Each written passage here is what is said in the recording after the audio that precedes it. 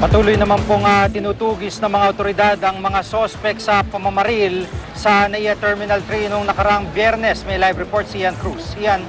Yes, Jiggy, hindi muna pinangalanan ng Southern Police District Special Investigation Task Group ang taong nasa likod ng pamamaril sa NAIA Terminal 3 noong Biyernes. Patuloy pa raw kasi ang pagtugis nila sa mga suspect at 10 salaysay na raw ang hawak nila at 2 suspect daw ang maaaring unang masampahan ng inihanda nilang reklamo. Ilang individual pa raw ang kinikilala nila na posibleng may kinalaman din sa krimen at politika raw ang isa sa maaaring motibo. Lumalabas na nakasuot ng uniforme ng pulis ay nagawang mabaril ng mga suspect. Silabangan Zamboanga del Sur Mayor Ukol Talumpa, Miss Silea, pamangking si Salapudin Talumpa at nadamay nga rin ang mahigit sa taong gulang na batang si Phil Thomas Lirasan.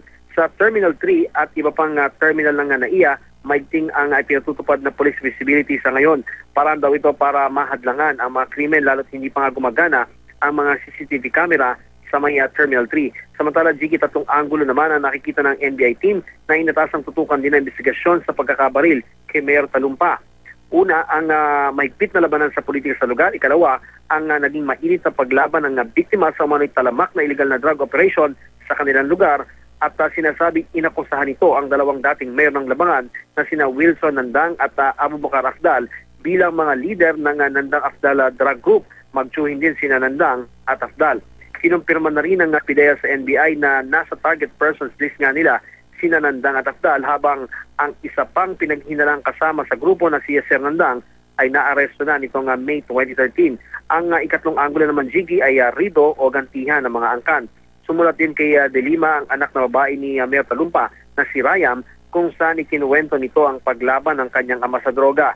Lumabas daw ng terminal ang ama dahil nainip ito sa matagal na pagkuha ng mga dinipostong baril ng kanyang mga bodyguard. At base nga daw sa eyewitness, ang Peking Police na nagsagawa ng pamaril ay sumigaw pa umano ng mayor para kay Kitty Nandang ito. Ang bumaril, kinilala raw nilang si Marox Amlong na dating nagtrabaho kay Mayor Nandang. Sige, patuloy pa nga natin kinukuha ang panig ng mga nabanggit na personalidad. Ayon naman kay De Lima, pinag-aaralan na rin ng DOJ ang pagsailalim ng mga nakaligtas sa Witness Protection Program. Nakaburol naman ang 18-month-old na batang nadamay sa pumaril sa NAIA Terminal 3. Tumangging magpa-interview ang ina ng biktima.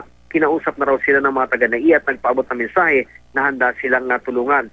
Ang inaalala daw nila ang mga di kilalang lalaki na pumupunta sa ospital kung 10 oras ng gabi. Samantala, Jiggy, ay nasa ospital pa rin ang 4 sa 5 sugatan sa pamaril. Nasa stable na silang kondisyon ayon sa Southern Police District. Jiggy? Maraming salamat, Ian Cruz.